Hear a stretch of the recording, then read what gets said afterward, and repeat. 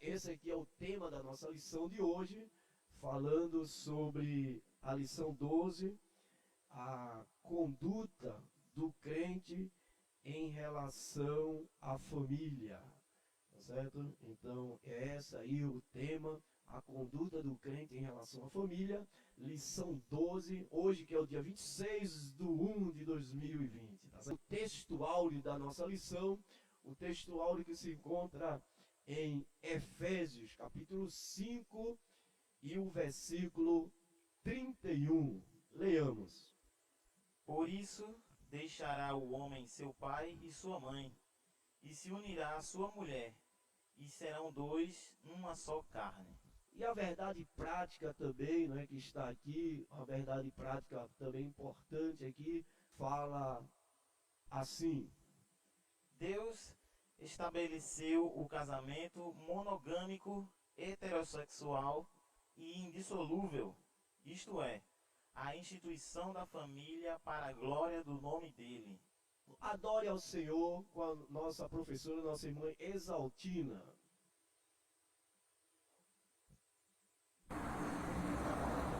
Eu saúdo os irmãos com a paz do Senhor.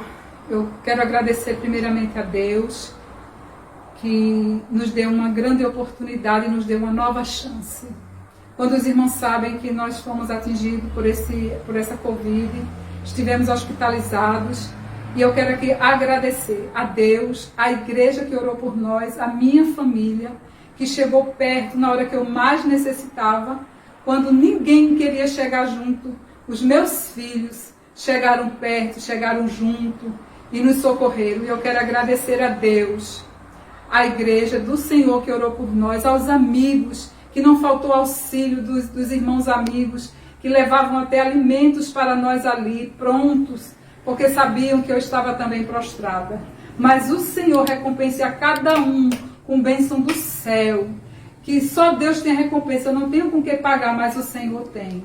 Deus abençoe os irmãos. Eu quero deixar o Salmo 121 e o verso 1 que diz: eleva os meus olhos para os montes, de onde me virá o socorro? O meu socorro vem do Senhor que fez os céus e a terra. Deus abençoe a cada um que orou por nós, que chegou lá junto de nós com alimento já pronto. Deus abençoe a cada um. Eu não tenho recompensa, mas o Senhor tem. Eu vou louvar ao Senhor em agradecimento de tudo quanto Deus tem feito para conosco. Deus abençoe a igreja.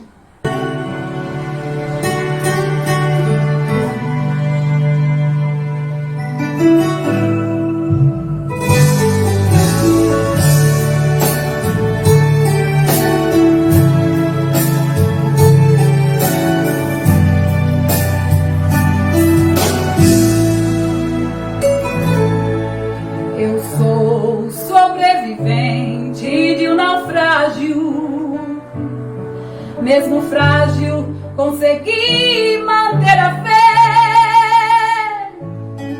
Quantos dias, quantas noites, quantas vezes já chorei.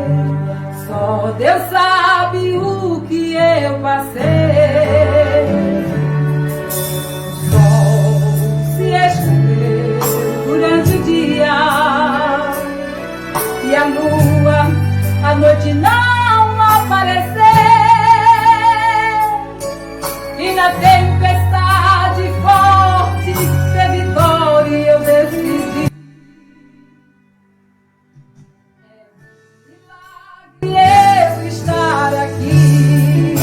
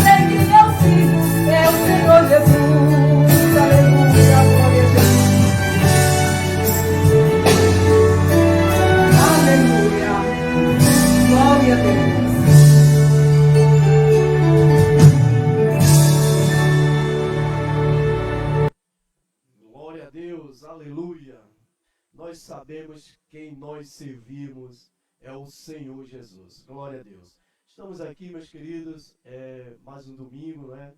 E agora nós iremos entrar na lição, trabalhando o tema A Conduta do Crente em Relação à Família. Um tema muito importante. Estou aqui com o pastor Abraão e nosso professor, nosso irmão Lito, certo? E nós, desde já, vamos, sem perder tempo aqui, né? Vamos entrar aqui no assunto, falando sobre o primeiro tópico da lição, que é justamente falando sobre... Pronto, ficou ok. Falando sobre a conduta do crente como marido, né? Então, pastor Abraão, aí é um prazer tê-lo aqui, não é? E o que é que a gente poderia falar aqui sobre o papel do marido como líder da família, nesse primeiro tópico aí? Como o senhor vê essa questão aí? Quero saudar a todos com a paz do Senhor. Quero dizer para cada irmão, cada irmã, que esta lição é muito interessante para cada um de nós, que trabalhamos na casa do Senhor, que temos a nossa responsabilidade enquanto pessoas, membros de uma sociedade, e que obviamente queremos o melhor para a nossa família. É uma lição que fala justamente sobre a questão da família. Professor Josué, professor Lito, é um tema de especial importância, porque eu estava até assistindo uma reportagem uma semana atrás, que disse que nesse período de pandemia houve um aumento assustador de divórcios online, né? Um site que é especializado nessa área de divórcios aumentou a quantidade de divórcios online, né? Que recebe com uma semana já estão divorciados. Cerca de 30% aumentou a quantidade, né? Disseram que um dos motivos é porque, ao se conviverem nesse período mais de um mês, 2 meses juntos, houveram muitos conflitos e eles não conseguiram conviver diante de muitos desses conflitos, que na verdade o casamento já estava fragilizado. Mas é um tema muito importante, porque essa lição ela vai tratar sobre as funções do marido, da esposa, dos pais, dos filhos. E uma das coisas que poderá desconstruir uma família, prejudicar tremendamente uma família, é quando membros dessa família não cumprem o seu papel. Né? E uma outra coisa é que a gente vê uma sociedade que estamos vivendo que não tem compromisso com a Bíblia e que tem tentado desconstruir os papéis de cada membro da família. Deixe-me dizer uma coisa, você que é marido, você que é mulher, que é filho, antes eu queria que você já compartilhasse essa live aí, aproveite, no seu Facebook aí, clique lá, compartilhar e saia compartilhando com seus amigos, copie o link e mande para os seus grupos de WhatsApp, porque esse tema é muito interessante. Então, uma das coisas que precisamos entender é que na família, professor Josué, professor Celso, todos têm o mesmo valor, mas não têm o mesmo papel. Então, assim como na igreja, assim como no trabalho, assim como no conjunto residencial, todos têm o mesmo valor. Homem, mulher e filhos. Pais e filhos têm o mesmo valor diante de Deus e na família. Homem, marido, mulher tem o mesmo valor na família. Porém, tem papéis, funções diferentes. E quando nós não temos essa compreensão de que todos na família devem ter o mesmo valor, traremos problemas para a família. Quando não temos a compreensão que na família temos papéis diferentes, isso vai trazer grandes problemas para a família. Então, respondendo à pergunta do professor Josué, a Bíblia mostra que ao homem, o papel do marido é dado a responsabilidade de ser o cabeça. Versículo 23 aqui, da nossa leitura bíblica em classe, né? O texto vai dizer o seguinte, né? Que fala no versículo 22 sobre as mulheres, eu não vou falar agora, mas o versículo 23 diz: porque o marido é o cabeça da mulher, como Cristo é o cabeça da igreja. Então, o papel do marido é liderar a família. É bíblico. Então, o papel do marido na família é de ser líder, de liderar, de conduzir. E aí é um grande problema quando muitas vezes existem movimentos sociais no Brasil e no mundo que tentam desconstruir esse papel. Né? Temos aí um movimento feminista extremado, quando diz que a mulher tem o mesmo papel que o marido. Isso não é verdade. Biblicamente, não é verdade. Muitas vezes, quando se fala de que o marido é o cabeça da mulher, professor Josué, às vezes isso causa um certo espanto, um certo entrave. Parece que isso é uma palavra de agressão à mulher, e não é uma palavra de agressão. Infelizmente, por conta de erros de interpretação do passado, essa ideia do marido ser o cabeça da mulher criou uma estigma negativa. Só que quando diz aqui que o marido é o cabeça da mulher, não está dizendo que ele vai escravizar a mulher, não está dizendo que ele irá maltratar a mulher, de forma alguma. Tanto é que o texto vai dizer, versículo 23, porque o marido é o cabeça da mulher, como também Cristo é o cabeça da igreja. Olha que coisa espetacular. Como Deus é sábio. Paulo, aconselhando a igreja aos Efésios, na relação familiar, ele diz que a relação de liderança do marido para com a mulher é semelhante à liderança de Cristo para com a igreja. Ou seja, é uma liderança amorosa, é uma liderança que cuida, é uma liderança que se preocupa com as necessidades, é uma liderança firme, mas é uma liderança de amabilidade, de cuidado. Tanto é que no versículo posterior, diz vós, versículo 25, vou ler um pouquinho aqui, vós maridos, amai a vossa mulher, como também Cristo amou a igreja. Amém, pastor Abrão. Falando sobre essa questão, antes de a gente entrar aí nessa questão do amor, é importante a gente estar comentando aqui com os ouvintes, falando um pouco desse movimento feminista, né? Por muito tempo, realmente, a mulher foi inferiorizada. E isso se dá pela questão da força física do homem, né? Durante a evolução do homem. Então, a mulher acabou ficando submissa, aí no sentido de inferiorizada realmente.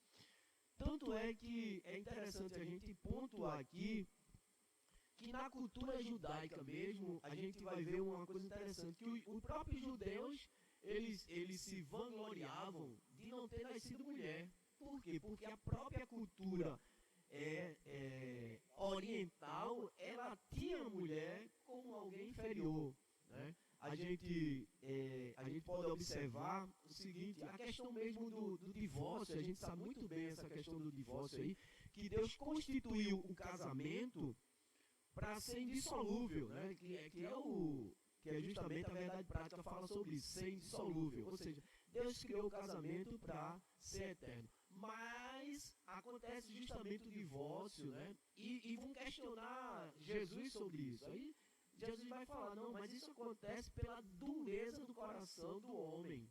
E por quê? Porque também eles estavam divorciavam, deixar a mulher ao léu. Né? Então o divórcio veio para quê? Para proteger a mulher, nesse papel, nessa relação aí. É algo de proteção da mulher. Então o que acontece é o seguinte, o que eu quero falar é que de fato essa sociedade aí, ela tem colocado a mulher num papel inferior. Mas isso aí não é um princípio bíblico, porque justamente a Bíblia vai dar o valor devido à mulher, tá certo? Vai dar o valor que ela merece, de respeito, né, de amor, de igualdade. Então a Bíblia é bastante clara nesse sentido. O próprio Jesus é o que mais valorizou as mulheres eram discriminadas, e Jesus ele vai ao encontro de várias mulheres pecadoras ali, esta mulher, tá certo? Então é importante a gente falar sobre isso, porque a mulher às vezes ela é discriminada, né, na sociedade, e aí pensa que isso é algo do cristianismo, mas não, o cristianismo valoriza a mulher. Então vai surgir esses movimentos aí, Uma das coisas, aproveitando essa fala, tá descarregando aqui a bateria, por isso que a gente deu um entrave aqui, mas eu queria falar, pastor Abraão, para você entrar aí nesse movimento feminista, que é justamente vai surgir nessa questão de as mulheres exigirem o direito dela na sociedade, que é algo verdadeiro.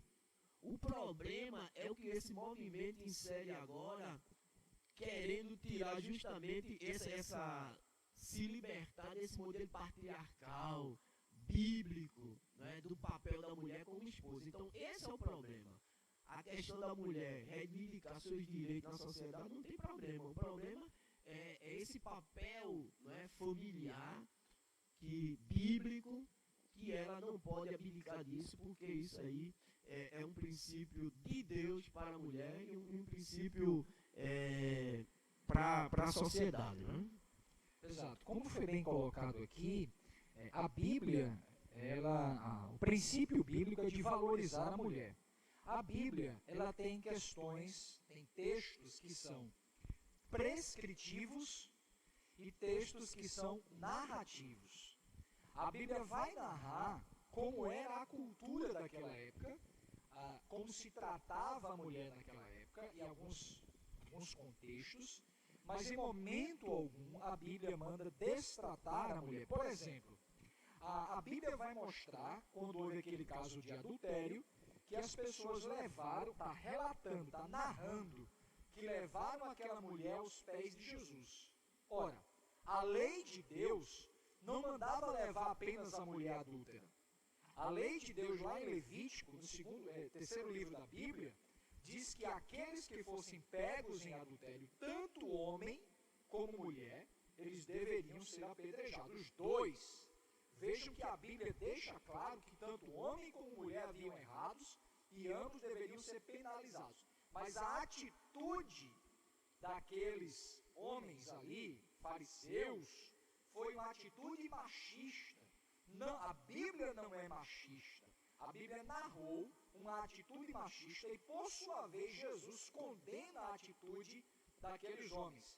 Então, a Bíblia, ela mostra que o valor das mulheres é igual ao valor dos homens. Jesus valorizou as mulheres. Deus, quando criou Adão e Eva, a Bíblia diz que ela seria uma adjuntora, ela seria uma ajudadora.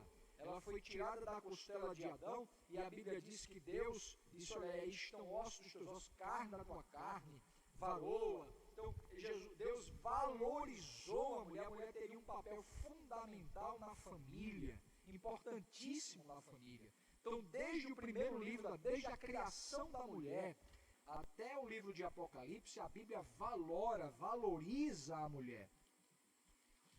Infelizmente, a sociedade, ao longo do tempo, tem desvalorizado a mulher, e eu digo para vocês, mulheres, que é extremamente legítimo a busca pela valorização feminina profissional.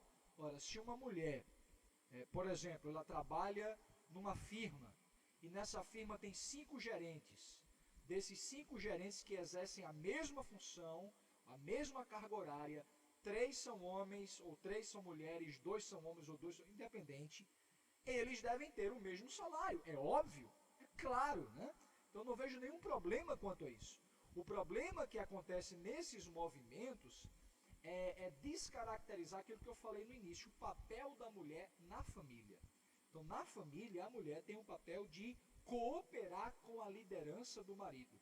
Recai sobre o marido o papel de ser líder. Tem um texto aqui, pastor Abraão, que lá em Gálatas, capítulo 13, versículo 28, que diz assim, ó,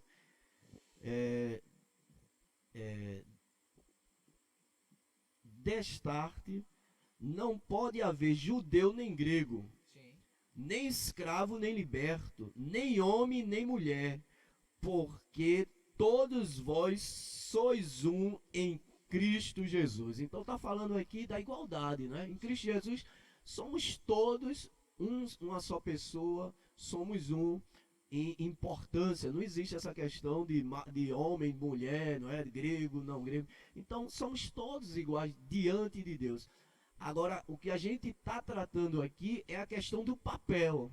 Do papel. Então, existe um papel importante aqui do homem, né, na sociedade, na família, que prescrito pela Bíblia, que nós devemos, evidentemente, estar atento a essa questão. Porque muitas vezes o que acontece hoje é que muitas mulheres, né, e muitos homens também, estão influenciados pela essa tendência aí da sociedade, né, de liberdade, né, e acaba distorcendo os papéis da família no casamento. Então é importante a gente frisar isso, do papel do homem e o papel da mulher. Então por isso que a gente vai tratar aqui agora a gente está falando desse papel aqui do homem, do marido, como líder da família, né? Como cabeça,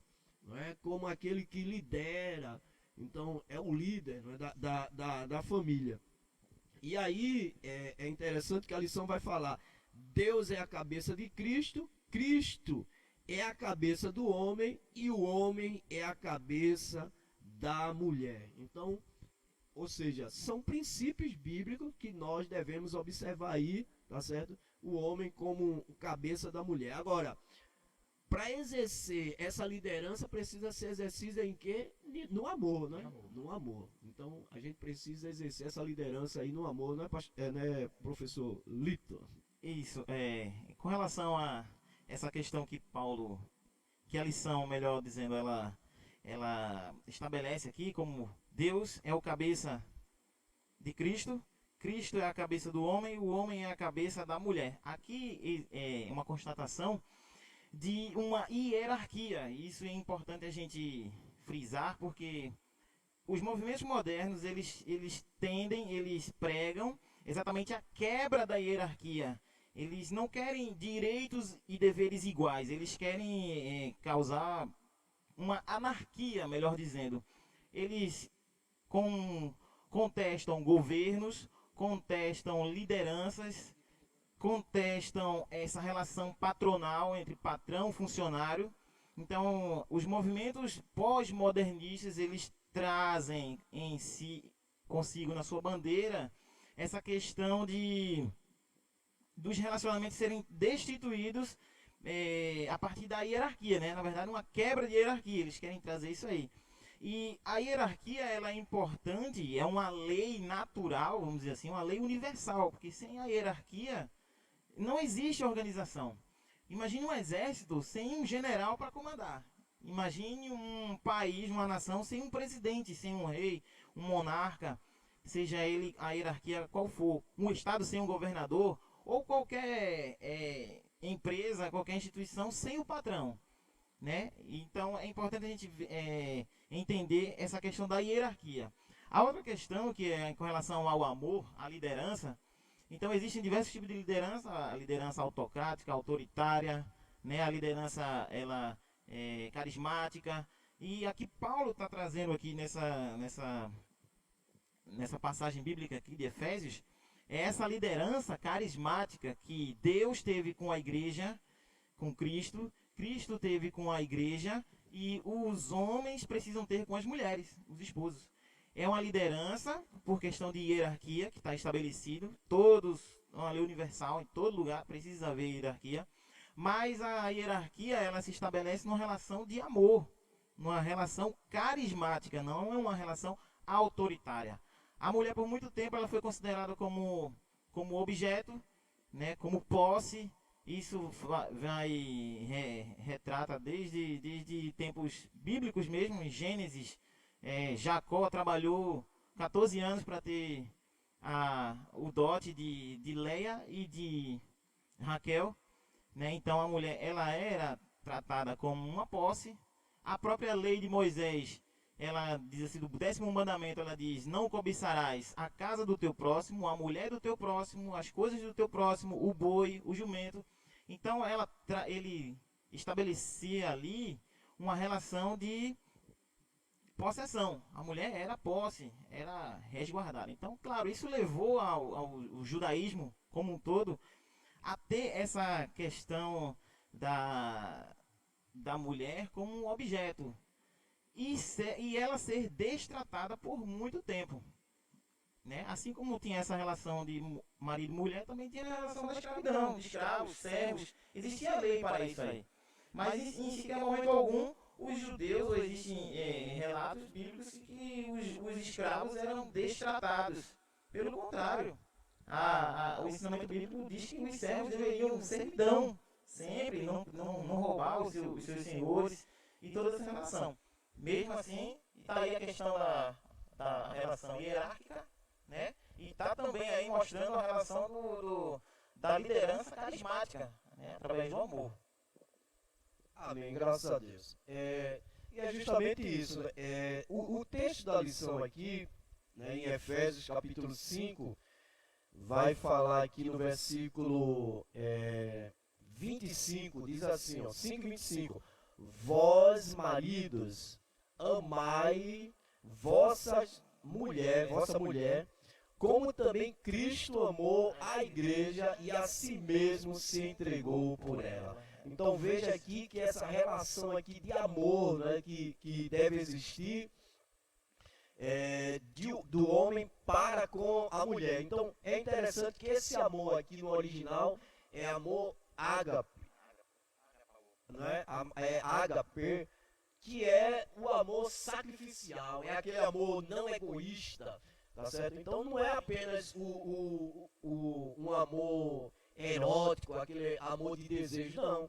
É um amor sacrificial, é aquele amor que tudo suporta, tá certo? Então hoje a gente vive numa sociedade em que existe muito divórcio, né? Então o nosso pastor aqui...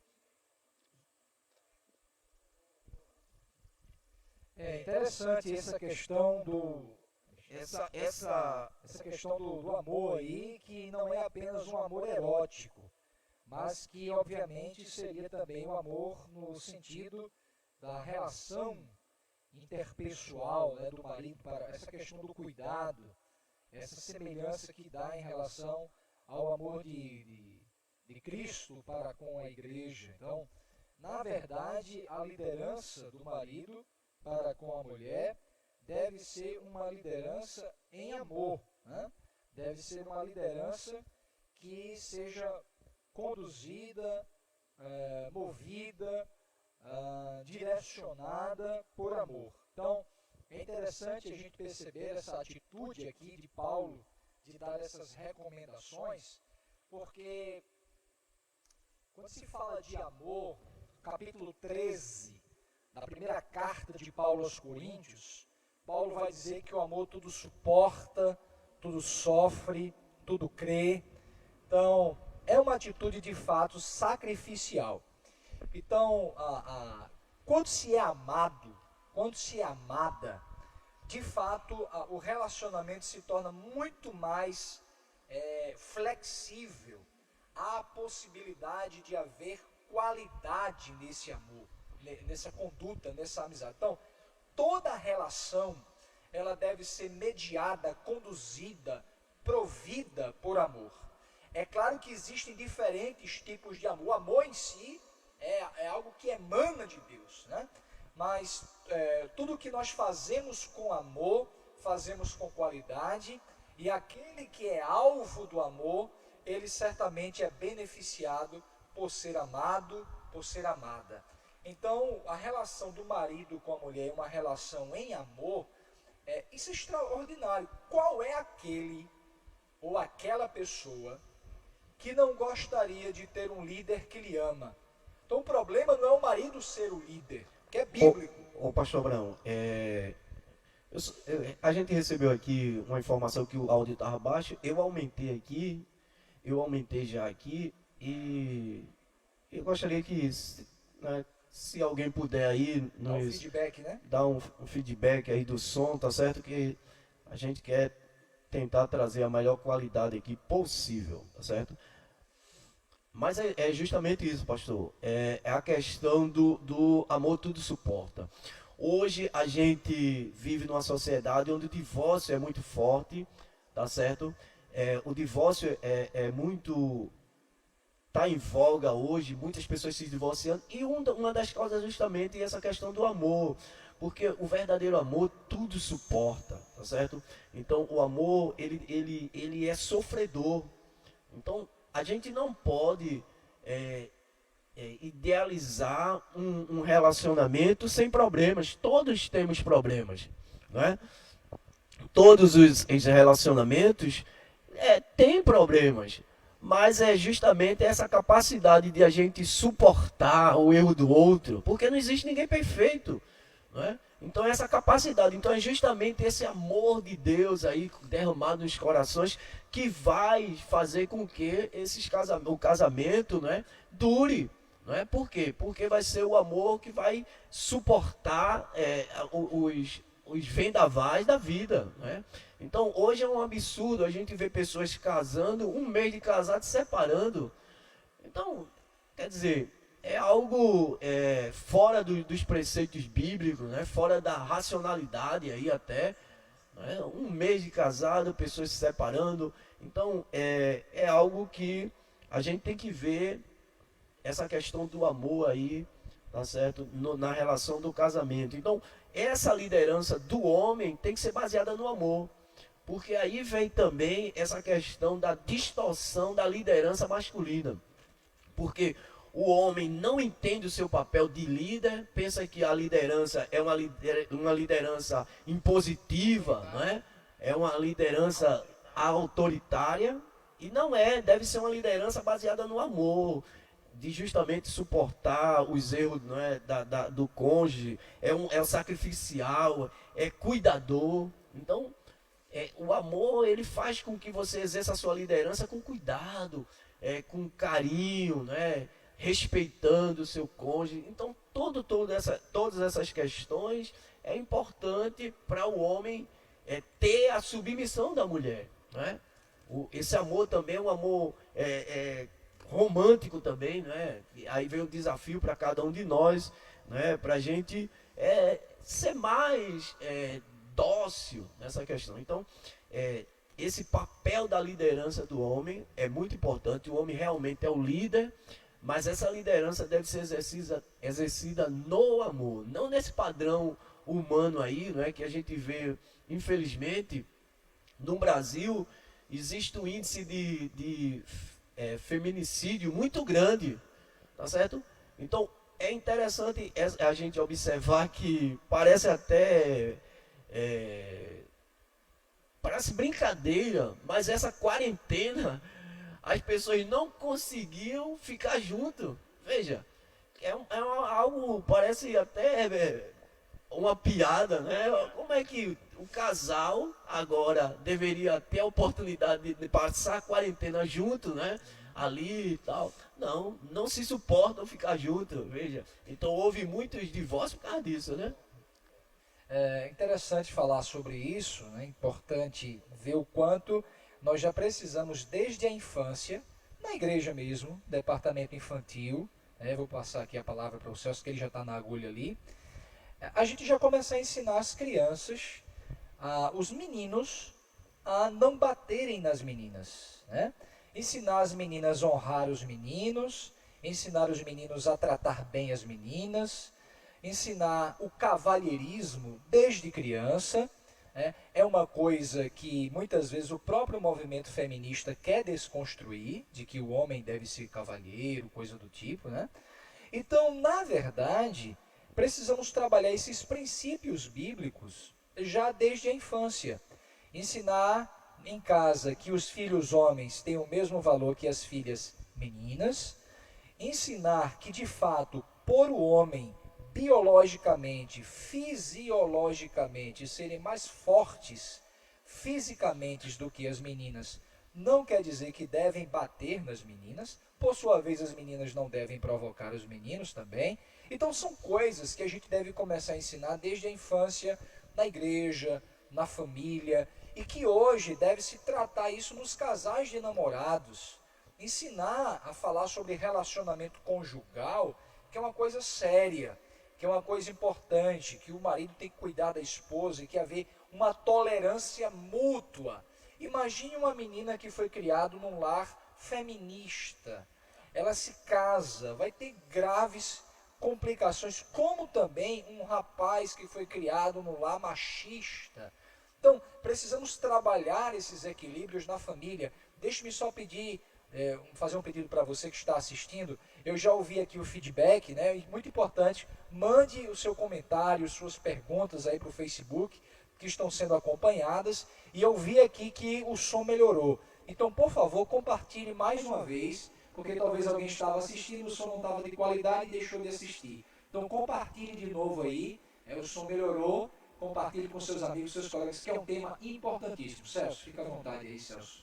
O senhor está falando sobre ensinar as crianças logo desde cedo o correto, né? O caminho correto com relação a essa relação marido-mulher, esposo-esposa, homem-mulher, essa relação. E um princípio bíblico que é bastante difundido na igreja, lá em Coríntios 13, eu acho que é importante a gente ressaltar porque trata da Bíblia, né? Que traz aqui o fundamento principal. E aí Paulo ele diz assim, no capítulo 13 de 1 Coríntios, a partir do versículo 4. Ele diz assim, o amor é sofredor, é benigno. O amor não é invejoso. O amor não trata com leviandade. Não se ensoberbece. Não se porta com indecência. Não busca os seus interesses, não se irrita, não suspeita mal, não folga com a injustiça, mas folga com a verdade. Tudo sofre, tudo crê, tudo espera, tudo suporta. Então, esses princípios aqui, eu tenho certeza que qualquer casal, qualquer esposo cristão ou não cristão, se ele seguir esses princípios que Paulo está ensinando aqui à igreja de Coríntios, e Paulo não era casado, o mais interessante é isso, e aí a gente vê a manifestação do poder de Deus, uma pessoa que não é casada, não tinha mulher, teve a possibilidade de expor, né, e de sintetizar assim, as qualidades do amor tão claras e tão profundas também, que ensina as pessoas, 2000 anos depois do que ele escreveu, ainda está ensinando aqui, e nós estamos priorizando esses princípios, esses fundamentos bíblicos. Eu tenho certeza que se os casais, o esposo e a esposa, tratar esse capítulo aqui, o capítulo 13, que fala do amor, capítulo 13 de 1 Coríntios, como verdades e princípios para o seu casamento, muitos dos problemas que as pessoas têm dentro de casa, que os casais têm com os filhos, os relacionamentos, eles serão totalmente diferentes, baseado numa visão cristã, com certeza, e os problemas eles serão bem menores.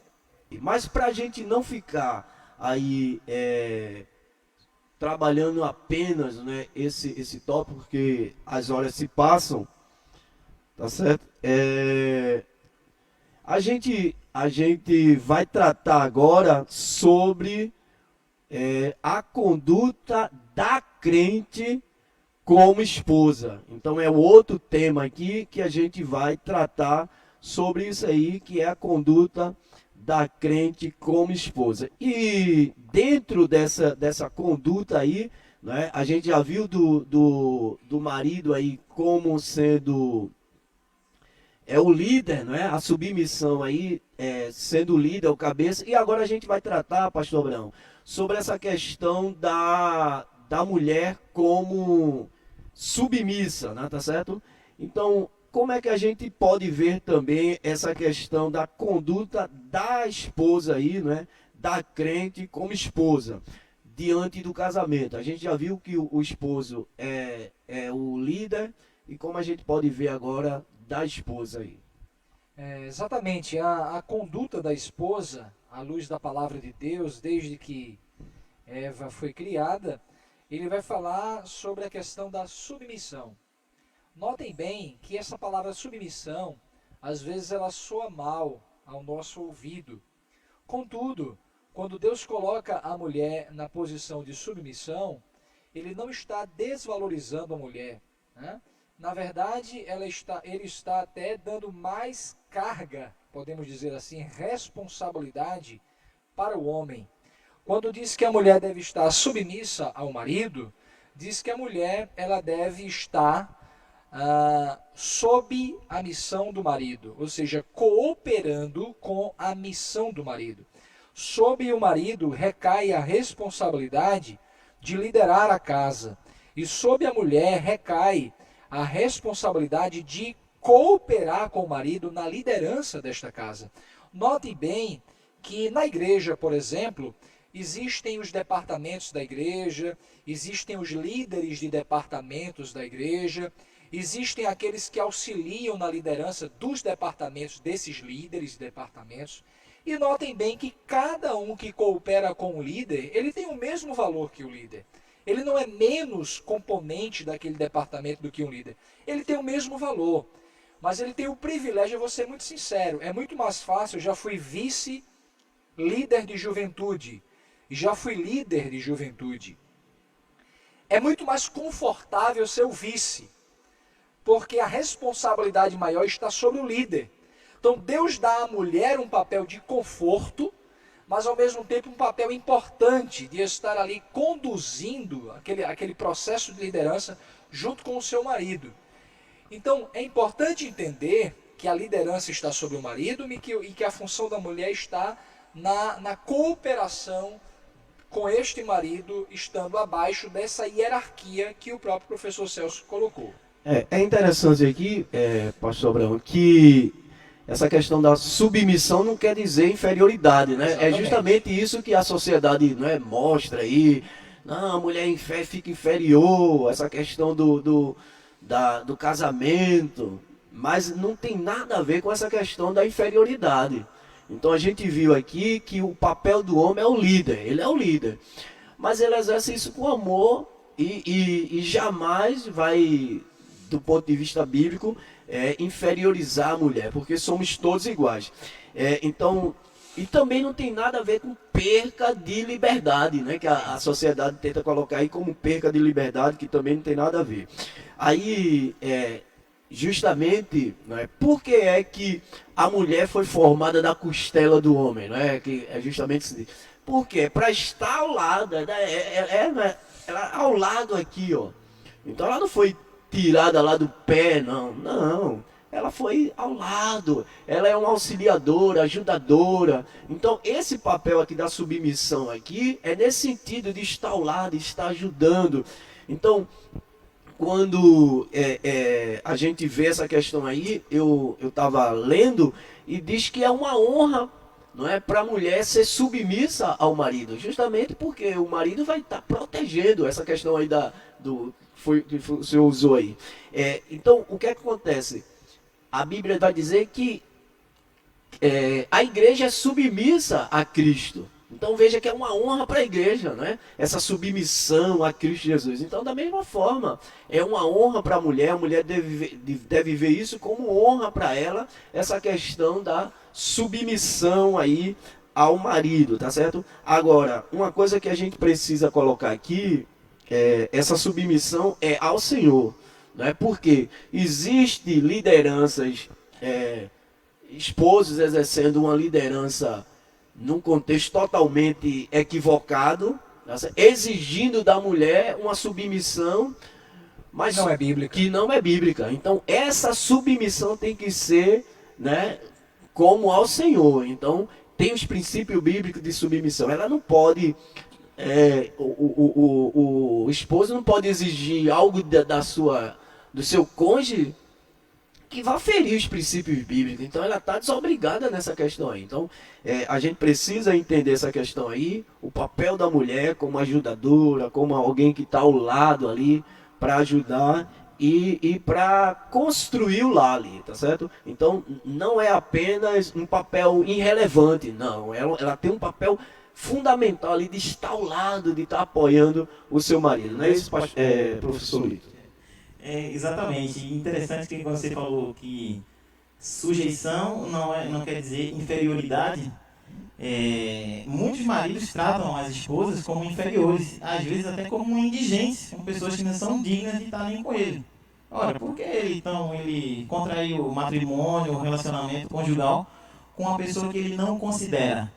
Então, um alerta assim, importante para as adolescentes e as jovens, elas procurarem rapazes que tratam as mulheres com amor, com carinho, não fingido, né? Então é muito importante. Muitas vezes as meninas estão apaixonadas e não querem nem saber como é que é o camarada, são atraídas fisicamente, né? Ou apenas por um desejo sexual, contraem matrimônio e aí são prejudicadas ao resto da vida, com um marido que não respeita, que não considera.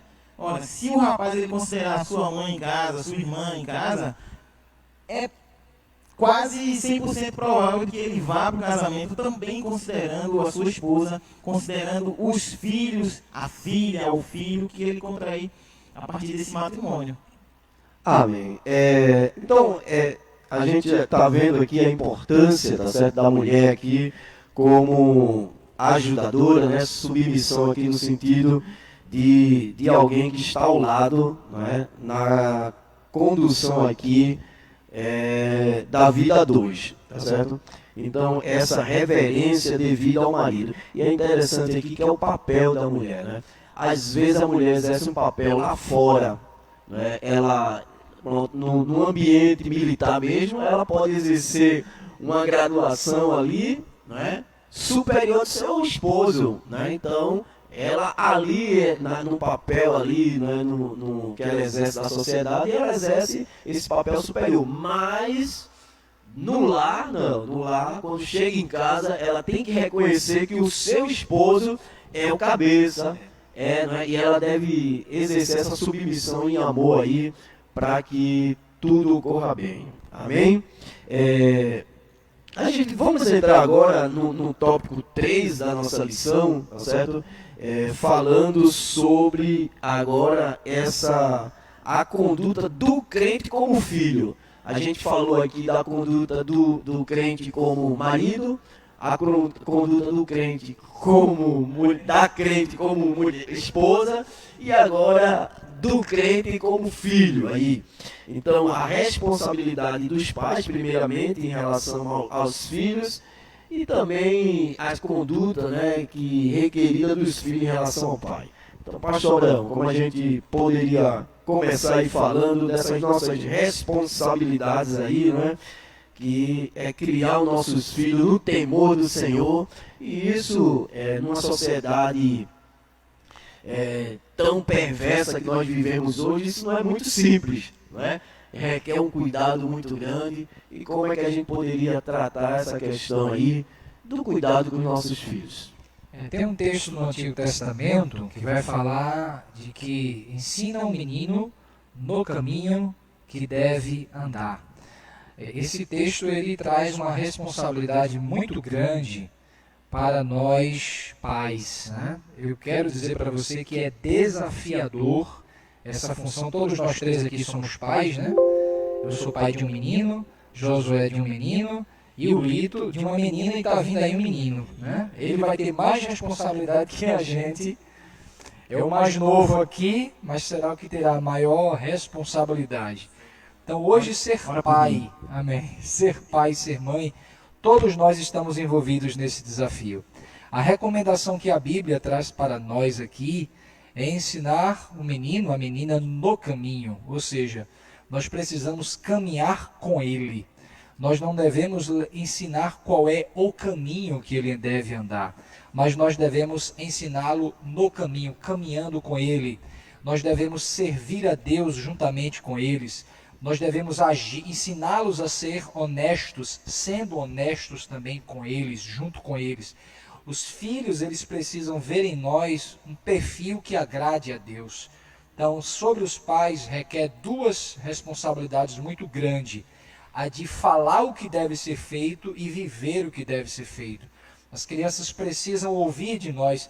Hoje os lares, os pais muitas vezes não separam tempo para falar com os filhos. Se a gente não tomar cuidado, as nossas redes sociais vão tomar o nosso tempo com os nossos filhos. Então, hoje é uma grande necessidade, professor Celso, queria que você falasse sobre isso aí também, desse tempo dedicado para conversar com os filhos, para ensinar os filhos, ouvir os filhos, dialogar com os filhos, como também de mostrar o exemplo. O que é que você diz aí acerca disso? Eu queria iniciar aqui com o que a lição está trazendo um pouco para a gente aqui, sobre alguns conceitos. Sim. Né? Então ela diz aqui no ponto 3, aqui, os pais devem criar seus filhos na doutrina, aí ele abre aspas, doutrina e admoestação do Senhor. Aí ele fala aqui, a palavra doutrina ou disciplina, do grego paideia, significa orientação ou treinamento para o desenvolvimento do caráter e pronta obediência das normas.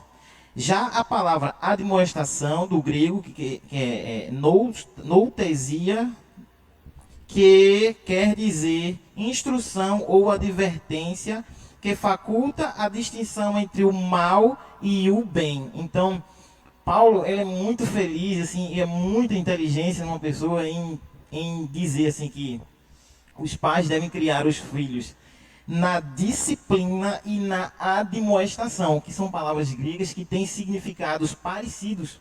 Porém, uma sem a outra, ela não dá uma noção de completude. Então, tanto quanto na paideia, que é a disciplina, né, a doutrina, que tem o significado de orientação, de treinamento, ora, nós estamos treinando nossos filhos para serem cidadãos da sociedade, para serem cristãos das igrejas, para pregar o evangelho no futuro, ou até mesmo naquele momento que ele está sendo criança. Então, esse ensinamento, esse treinamento, esse ensaio, vamos dizer assim, é responsabilidade do pai. O pai precisa, os pais, né? O pai, a mãe e o pai precisa tratar, precisa treinar a criança e precisa ensaiar ela a ser verdadeiros cidadãos. E a outra palavra que é admoestação, que ele quer dizer instrução, advertência, que faculta a distinção entre o mal e o bem. Então, não é somente treinar a criança, ensaiar a criança a ser cidadão no modelo que o pai queira. Ele precisa advertir a criança também entre o bem e o mal. E isso é muito, muito interessante, porque não deixa com que os pais tenham um ensinamento autoritário. Ela deixa aberto para que a criança entenda o bem e o mal, e aí escolha, claro, o bem, né? Sempre fazer o bem. É muito interessante a gente pontuar aqui também essa questão da dinâmica da nossa sociedade, né? A gente vive numa sociedade dinâmica e exigindo que muitos pais, principalmente hoje, muitas mães, elas não estão dentro de casa, né? Precisa ir para o mercado de trabalho. Não é? O ideal é que as mães ficassem em casa, cuidando dos filhos, educando os filhos, não é? Porém, devido à circunstância da sociedade, muitas dessas mães hoje estão no mercado de trabalho. E aí é o grande perigo, porque os filhos ficam com quem? Não é? Então, deve haver aí um cuidado dos pais em relação a educar os filhos. E eu estava conversando, né, recentemente, e a gente, às vezes a gente diz assim, muitos pais hoje deveriam estar em casa, né, e cuidando dos filhos, mas estão trabalhando. E aí deixa o filho com a babá, deixa o filho com a avó, com isso, com aquilo outro, né? E acaba não dando educação. Porém, existe casais, que é bom a gente pontuar isso, que trabalham os dois, mas eles têm um cuidado, mesmo ele distante fisicamente, mas ele tem um cuidado com os filhos, estão de olho. E existem pessoas que estão 24 horas dentro de casa, mas não estão cuidando dos seus filhos. Então, veja que não é, existe essa contradição aí que a gente deve estar atento. O fato é que nós, como pais, precisamos cuidar dos nossos filhos, estar atento. Não é? Hoje a gente tem isso de colocar o filho para ser educado pelo colégio, a gente terceiriza a educação, né? É a terceirização da educação para o colégio, para babá, para o celular, né? A gente, não, fica aí com o celular, porque você fica aí quietinho, né? Então fica aí quietinho. Mas a gente não monitora essas questões. Então, é importante o pai estar atento nessa questão da educação do filho. O que é que o filho está fazendo? Como é que ele está se comportando, né? E principalmente a questão da educação cristã, né? Dos princípios bíblicos, porque não adianta nada também a gente criar nossos filhos, né? Com boa cultura secular, um bom estudo, fala inglês, tem informática, tem isso, tem aquilo outro, mas não conhece nada de Deus, não é? Então, ensina o teu filho no caminho que deve andar, o caminho de Cristo, né? E ensina, como foi falado aqui, ao lado ali, ensina com ele no caminho, né? A gente está ao lado.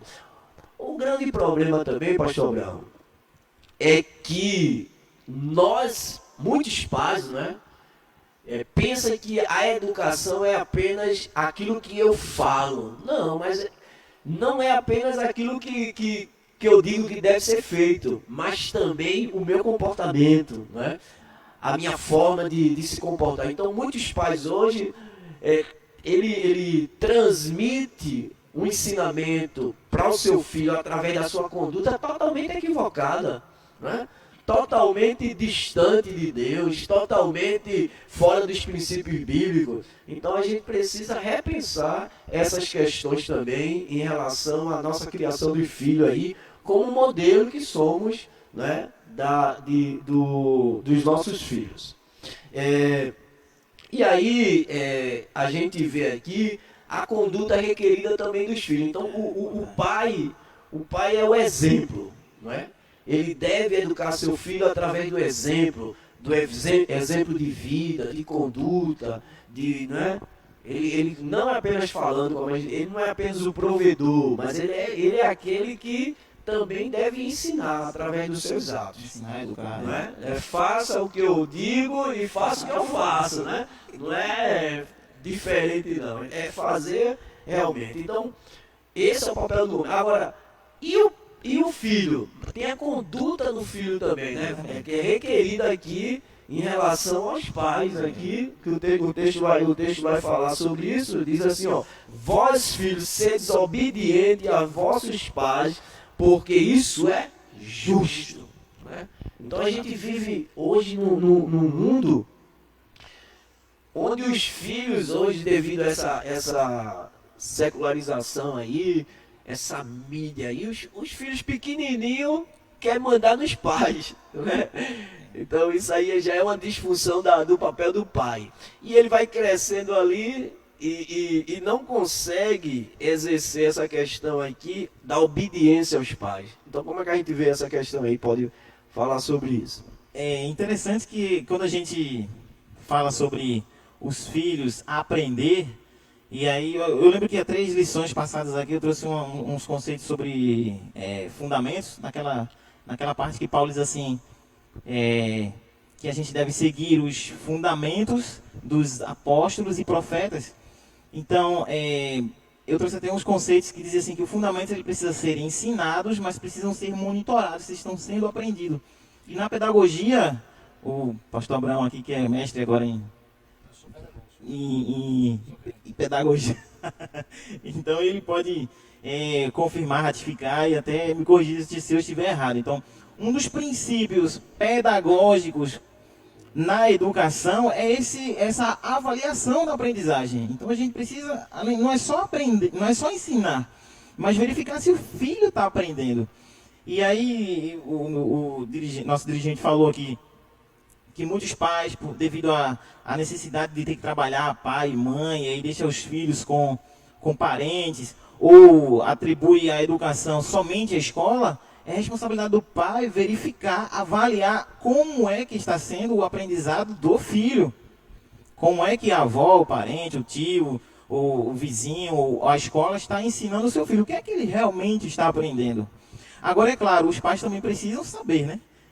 o que foi aprendido, o que eles precisam cobrar dos filhos. Se o pai não souber, não tem como cobrar do filho algum ensinamento.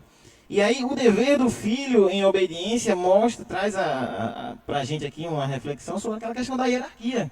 Que Deus, ele colocou a hierarquia, ele é o cabeça de Cristo, Cristo é o cabeça da igreja e cabeça do homem, e o homem é cabeça da mulher. E os filhos, eles estão submissos a toda essa cadeia hierárquica. Quando eu era do exército, eu tinha um ditado muito popular que dizia: o general manda no coronel, que manda no major, que manda no capitão, no tenente, sargento, e o cabo que manda no soldado. E o soldado manda em quem? Manda em ninguém. Não tem como ele mandar, o soldado não manda em ninguém. A única salvação para o soldado é que um dia ele pode ser um cabo, e ele pode mandar em alguém. A mesma coisa para os filhos. A única salvação para os filhos, vamos dizer assim, não é nem essa palavra salvação, é que um dia ele vai ser pai, então um dia ele vai poder ter a autoridade, não aquela autoridade como a gente já falou, que é de mandar, autocrática, mas uma autoridade carismática, né, amorosa, de tratar os filhos. É verdade, isso aí é relevante, essa importância aí que você falou, muito relevante, dos filhos, independentemente de quem sejam os pais. A Bíblia diz: honra o teu pai e a tua mãe.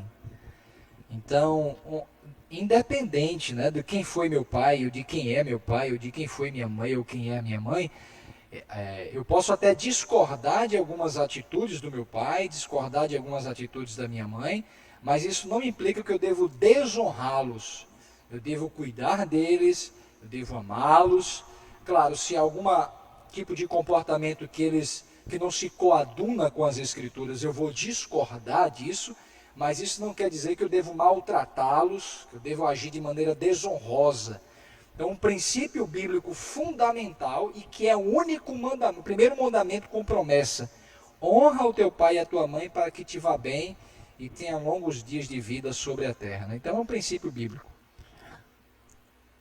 Tem um princípio também que é muito comum nessa questão da cadeia hierárquica, é que obediência cega, ela é burrice. Então, o senhor falou aí sobre, independente de quem for meu pai, eu devo honrar. Eu devo honrar. Não significa a obediência cega. Exatamente. A honra, ela é dada pela questão hierárquica, pela questão genealógica e tudo mais. Mas a obediência cega, ela chega a ser burrice. Sim. Tem aquelas questões assim, tipo, eu sou crente, meu pai foi...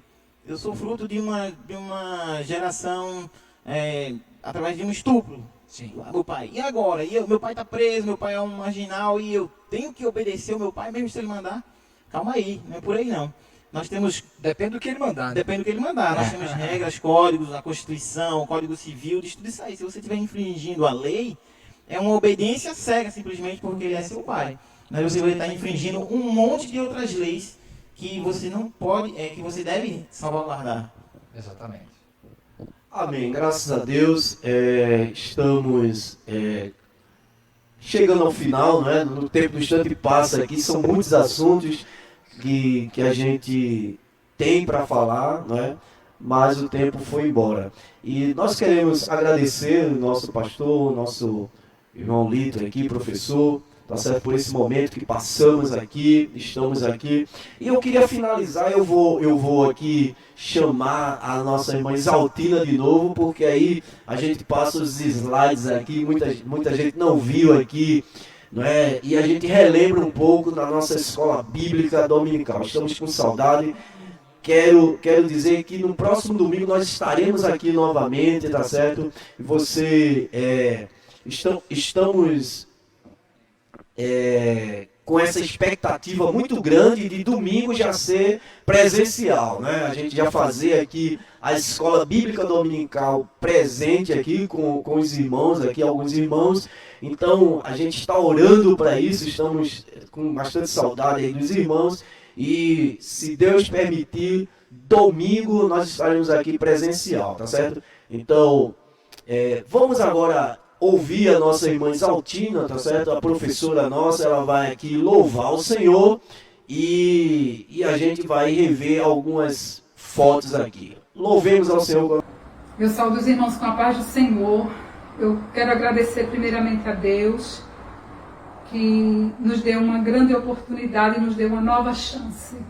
Quando os irmãos sabem que nós fomos atingidos por essa Covid, estivemos hospitalizados, e eu quero aqui agradecer a Deus, a igreja que orou por nós, a minha família, que chegou perto na hora que eu mais necessitava, quando ninguém queria chegar junto. Os meus filhos chegaram perto, chegaram junto e nos socorreram. E eu quero agradecer a Deus, a igreja do Senhor que orou por nós, aos amigos, que não faltou auxílio dos irmãos amigos, que levavam até alimentos para nós ali, prontos, porque sabiam que eu estava também prostrada. Mas o Senhor recompense a cada um com bênção do céu, que só Deus tem a recompensa. Eu não tenho com que pagar, mas o Senhor tem. Deus abençoe os irmãos. Eu quero deixar o Salmo 121 e o verso 1 que diz: eleva os meus olhos para os montes, de onde me virá o socorro? O meu socorro vem do Senhor que fez os céus e a terra. Deus abençoe a cada um que orou por nós, que chegou lá junto de nós com alimento, já pronto. Deus abençoe a cada um. Eu não tenho recompensa, mas o Senhor tem.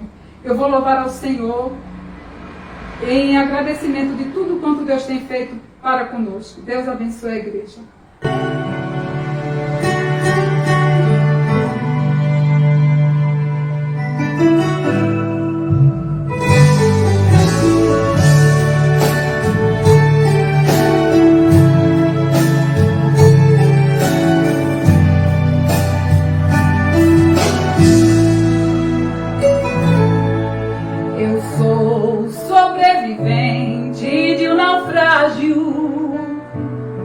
Mesmo frágil, consegui manter a fé.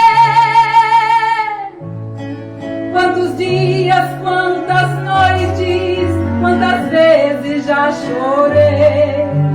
Só Deus sabe o que eu passei.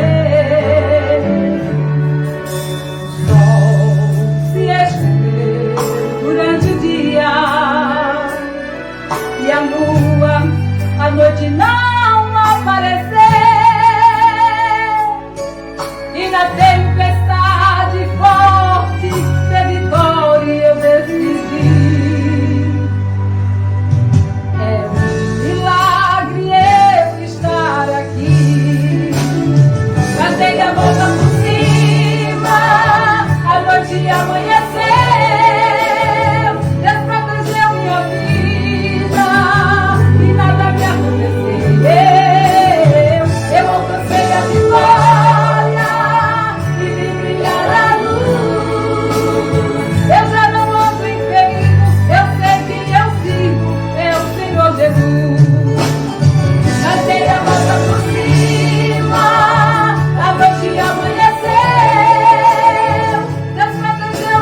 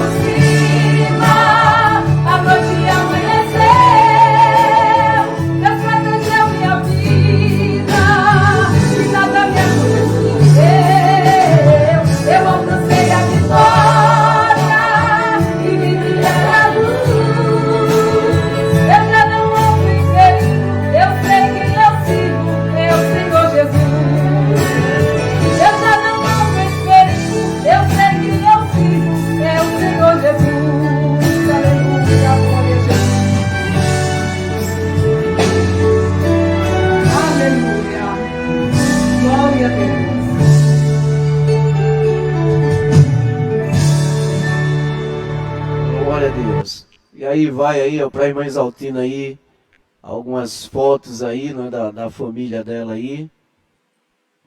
Nossa, os filhos dela aí, que tanto ela... Nosso presbítero Ageilson aí, saudade, meu. Deus abençoe nossos irmãos, em nome de Jesus. Uma família abençoada. Então, graças a Deus, por este momento, né, que passamos aqui, reunidos, falando da palavra de Deus. Estamos aqui usando recursos novos aqui, né?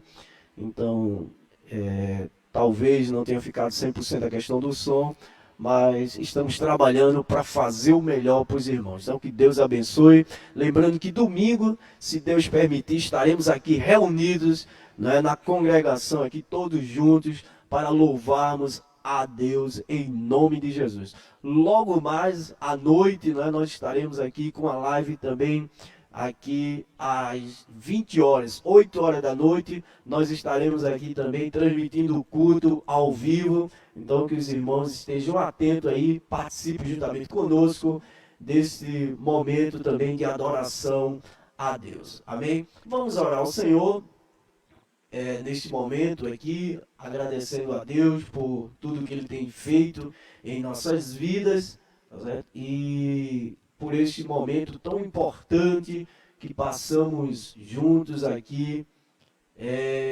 adorando ao Senhor. Então, nós iremos orar ao Senhor agora e finalizar este culto tão abençoado, né, que tivemos hoje em nome de Jesus. Então, vamos orar a Deus. E você possa aí, juntamente conosco, estar orando ao Senhor neste momento aí, tá certo? Orando por todos os irmãos que se encontram enfermos, né? Tem muita gente que está enferma em casa, para que Deus esteja curando. Oremos ao Senhor. Senhor nosso Deus e nosso Pai. Queremos te agradecer, ó Deus, por esta rica oportunidade que tu nos concede de estar aqui, Senhor, mais um domingo na tua casa, te louvando, te engrandecendo, ouvindo a tua voz, Senhor. Muito obrigado. Senhor, muito obrigado pelo teu cuidado para com cada um de nós, o cuidado pela nossa família, ó Deus. Deus Santo, abençoa os teus servos que agora estão enfermos. Cura, ó Deus, traz restauração, traz saúde, que eles recebam saúde, vigor em suas vidas. Ó meu Deus, abençoa a nossa nação, abençoa o presidente da República, com os ministros, abençoa, ó Deus, a tua igreja, a liderança da tua igreja, nos ajuda nesta caminhada, ó Deus, abençoa o pastor Roberto José dos Santos, pastor Edi Moraes, Senhor, coordenador dessa área, ajuda cada um de nós. Queremos te agradecer, ó Deus, por mais um ano de vida do nosso pastor Edi Moraes, Senhor, que hoje está completando mais um ano de vida. Dá saúde a ele, dá vigor, dá entendimento, ó Deus, dá da tua graça, abençoe sua família. Nós te agradecemos, ó Deus, pela vida do nosso pastor, ser com ele. Nos ajuda nesta caminhada, ser com a tua igreja, ser com cada um de nós, meu Deus. Nós te pedimos e desde já te agradecemos em nome de Jesus. Amém. Que o amor de Deus, a graça do Senhor Jesus Cristo e as divinas consolações do Espírito Santo sejam